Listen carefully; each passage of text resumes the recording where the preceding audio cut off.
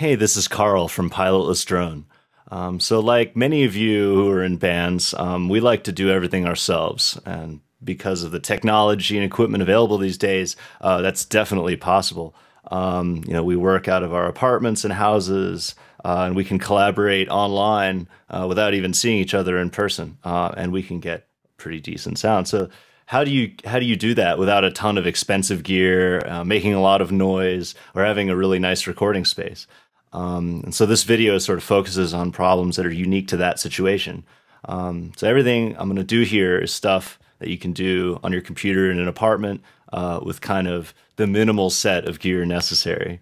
So our philosophy, kind of by necessity, is that we do everything in the box, or at least we try to. So we don't try to use a lot of pedals. We don't try to use a lot of outboard gear. We don't have live drums, for example. So I feel like that's kind of an interesting recording situation, and that's something that's not really addressed by a lot of tutorial videos and instructional stuff out there. So I thought this might be interesting for some people and might give people some pointers into some plugins that they might be interested in, and some techniques and that kind of thing. It's always cool to get turned on to something new, especially if it's kind of low bar to entry, low cost to try it out. That being said, here's what's not in the box. So the guitars were done through a Diezel VH4. They're played on a Les Paul Classic. And there's also one tiny section that has that uses the green Line6 delay pedal, which was actually printed onto the track.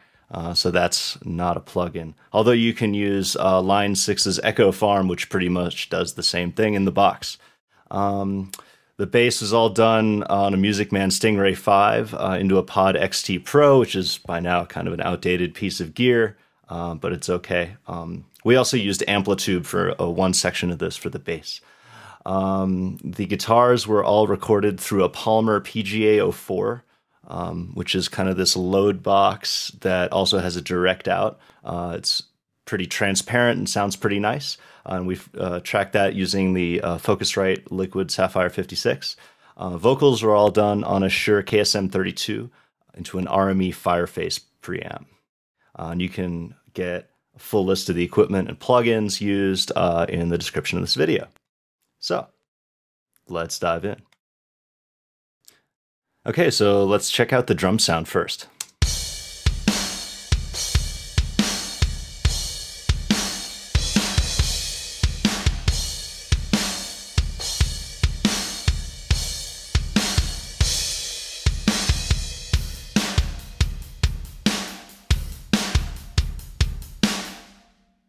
Okay, so what's going on in here is we have a MIDI signal that's just kind of written by me by hand in Cubase's piano roll editor, which is a little overbearing, but it's kind of workable, and it's very easy to make patterns and modify notes and kind of offset them by small amounts. So I kind of like it.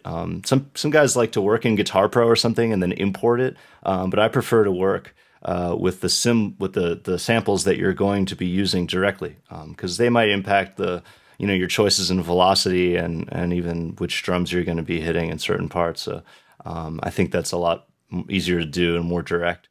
So anyway, that's how the part's written. I'm using Steven Slate's 3.5 drums, which I don't believe you can buy anymore, but they're very cool.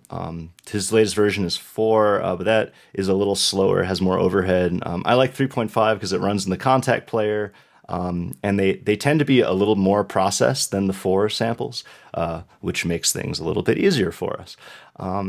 So Slate does this cool thing where a lot of his kits have more than one snare sample in them, which I really like. It makes it sound really fat and huge.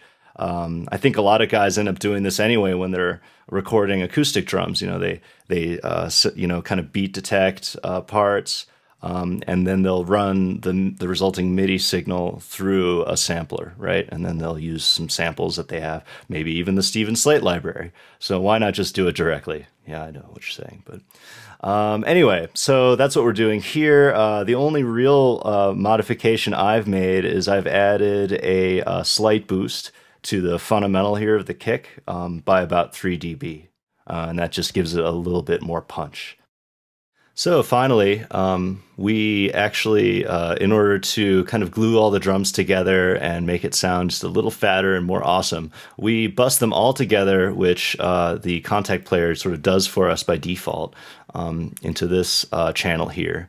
And then I've just kind of inserted an 1176, which again is a universal audio plugin that I'm using, and sounds super awesome. I'm actually kind of hitting it pretty hard here. I've got the attack pretty fast, and I've got a fast release. So it's really kind of squashing it. I've got it set to a ratio of 8-to-1. But I've done even more evil things in the past using, 12 or 20-to-1, or even the all buttons mode, which is when you shift click on it and it just goes completely insane. So let's have a listen to what that's doing to the drum track here. So we'll listen to it off first.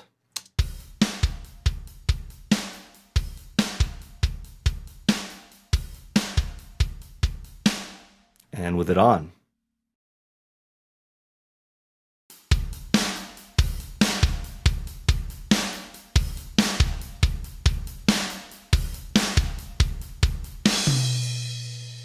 Okay, cool. So let's go ahead and listen to the guitar sound really quick.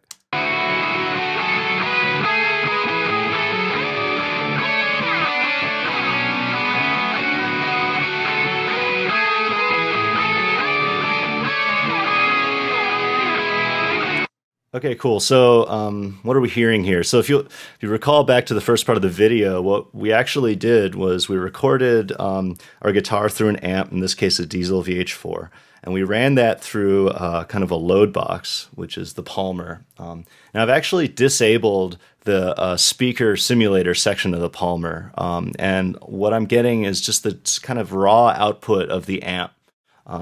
And then what I'm going to do is run it through a impulse response speaker simulator, which is what this really neat plugin called Recabinet does. I really like Recabinet. I've tried a couple other impulse response plugins and libraries, and this one is sounds really good and is really easy to use and has low CPU overhead, and lets you dual cab mic your guitars, which is something you end up doing in really fancy studios anyway, and so this gives you like a really nice option to do that. So anyway, let's really quick listen to what those guitars sound like without the speaker simulator. It sounds really terrible, so let's just have a listen.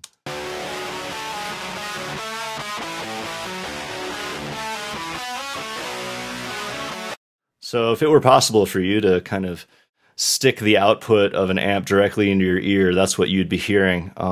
Fortunately, that's not possible. And so we turn these on and get a really nice dark tone, which kind of matches the dark distortion of the VH4. So let's listen to the lead track really quick.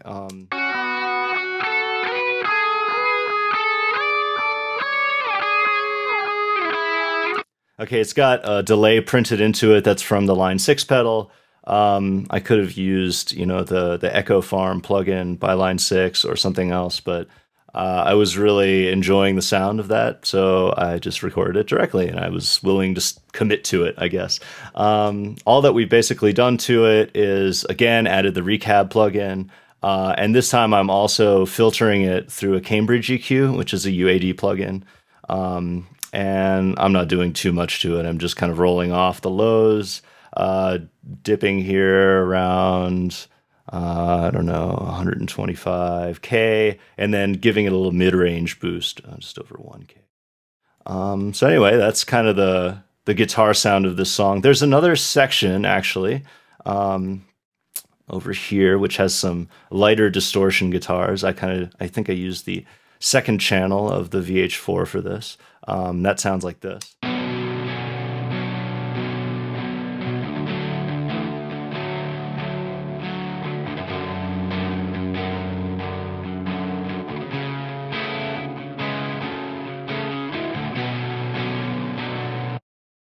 So that, again, is pretty similar. We're using Recab again, but we're using kind of a different speaker configuration for that guy because I wanted it to have a slightly different tone.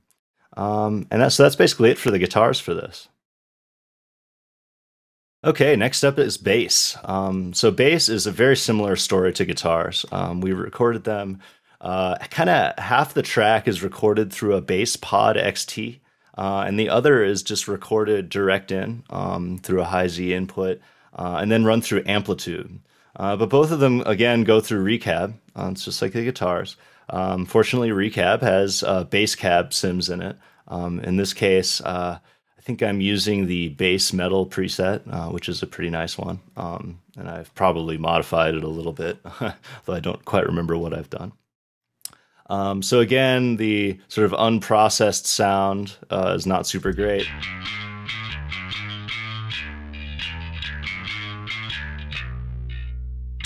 So the way I got that through the bass pod is by just disabling its speaker simulator, and you can just turn it off, and then you just use an amp simulator, and it gives you this kind of gritty, harsh tone that normally you'd never want. But of course, we have a much higher quality impulse response available to us here, so we'll just use that instead. So I'm also running it through this awesome plugin I found called the Voxengo Voxformer, which actually is for vocals, but it's useful for a lot of other stuff too. So this is a great plugin in that it's sort of a neat little channel strip and has a lot of nice visualizations in it. So if you take a look what it's doing here.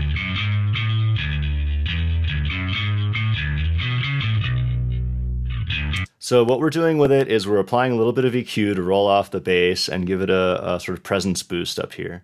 And we're adding 2 compressors to it. And so what these basically do is, even out the dynamics and give us a more consistent sound. And that's also what I was trying to accomplish with the bass roll-off here.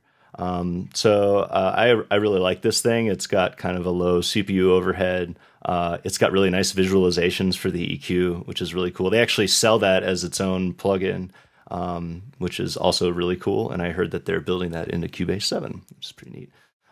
So anyway, that's pretty much it for the beginning bass. If we look at the ending bass section, which is done through Amplitude, it's a very similar story again. This time, our amp model is done in Amplitude, where I'm using the Gallien-Kruger MV150S with it boosted pretty high. I've got pretty sort of even settings throughout it, but I am running it pretty hot. So let's listen to that.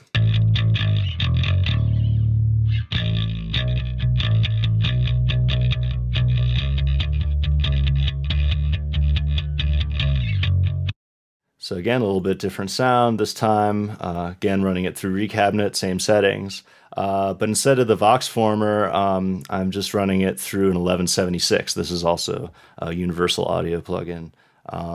And sounds like that. So yep, that's it for the bass. And next and last but not least are vocals. So again, these are all tracked with a Shure KSM-32 in Brian's fancy vocal booth. So let's just have a listen to them in the mix really quick, then we'll isolate them, and then we'll break it down a little bit. So this is how it looks to be like a self-made martyr. This is how it falls apart one sentence at a time. All right. You can even hear the delay tails going. So anyway, let's see what we've done here.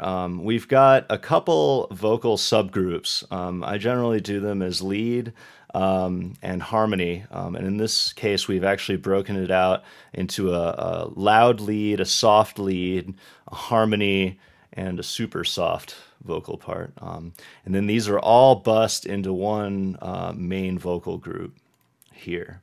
So yeah, here are the raw tracks, but I generally don't look at those too much. One thing of note is that I like to kind of by hand automate these things.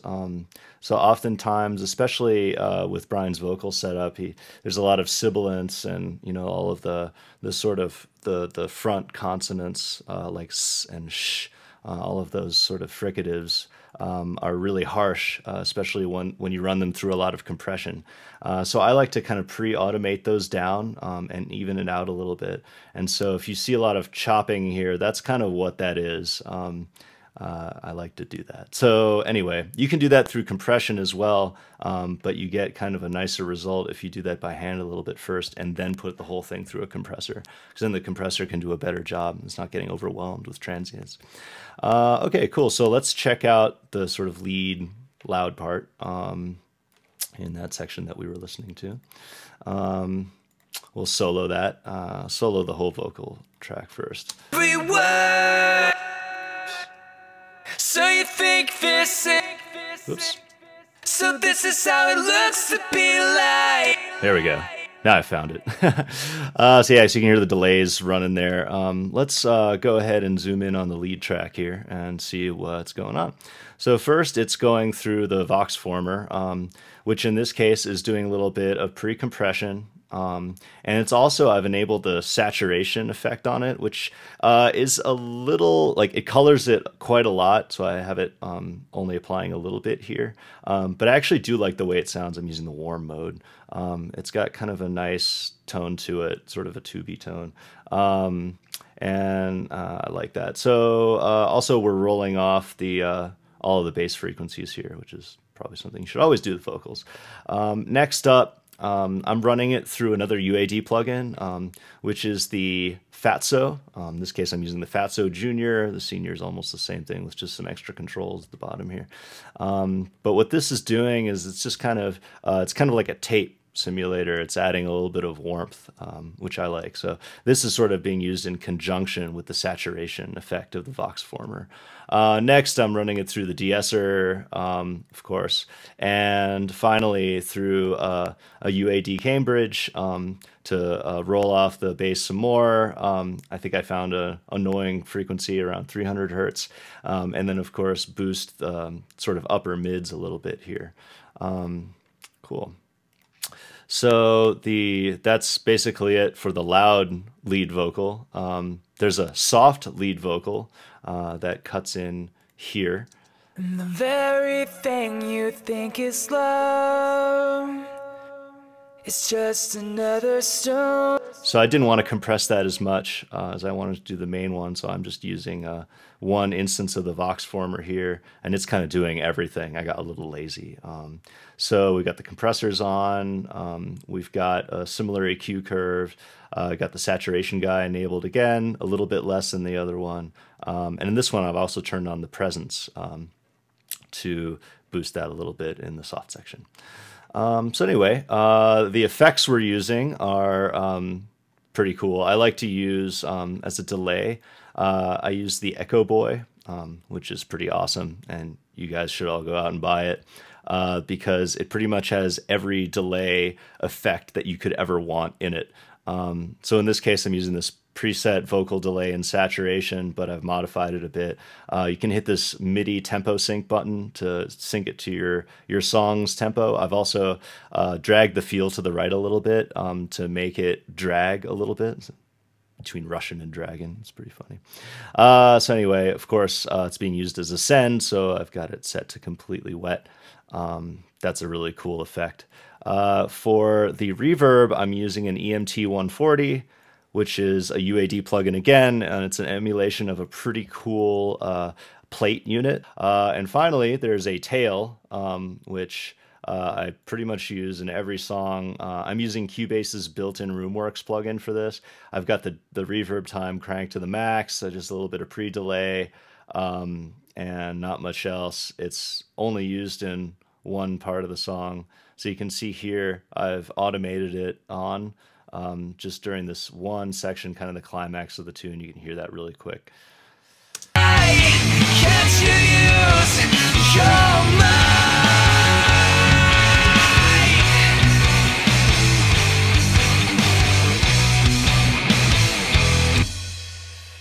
You can still hear it going. How awesome is that? So by itself, it sounds like... Why can't you use your mind?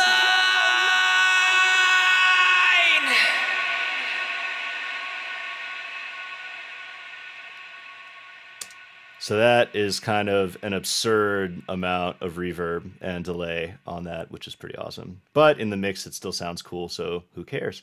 Yeah. So I realize I didn't dive into too many details with vocals. There's a lot more I could talk about in terms of compression and EQ, but this is supposed to be an overview, so we'll just kind of cap it off there. All right, so with that, we're pretty much done. So we talked about writing drum parts in MIDI and running them through the Steven Slate sample set, and then compressing them with an 1176 compressor. We talked about recording guitars, just using a kind of raw amp sound, and then running them through an impulse response filter, in this case the Recabinet plugin. We talked about tracking bass in almost the exact same way, but also using the Amplitude plugin to do the amp modeling. And finally, we talked about recording vocals, subgrouping them, compressing them, de-essing them. So anyway, to wrap up, let's just listen to a section of this song and enjoy our work. You remind me of myself before I saw the world and had to answer those difficult questions. Let's just accept the fact this is really about you.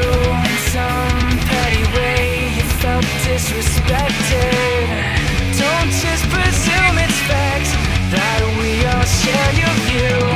I can't believe you could be so contradictory. Don't just assume that wisdom comes with age. I follow what I think deep down inside of me, just the way you do.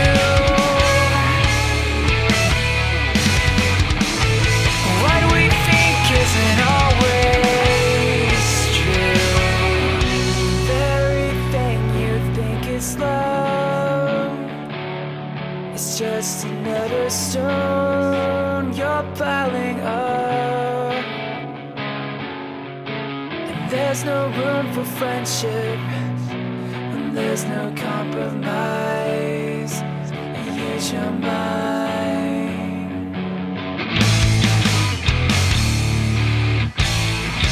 I guess I'll wait it out and see the way you make your move. There's so much dissonance between the words you say and what you do. But when I finally pour over and see what's on my mind, you shouldn't be surprised.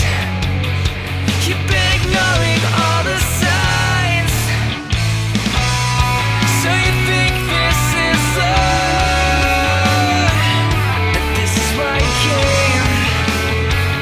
But you're a good example of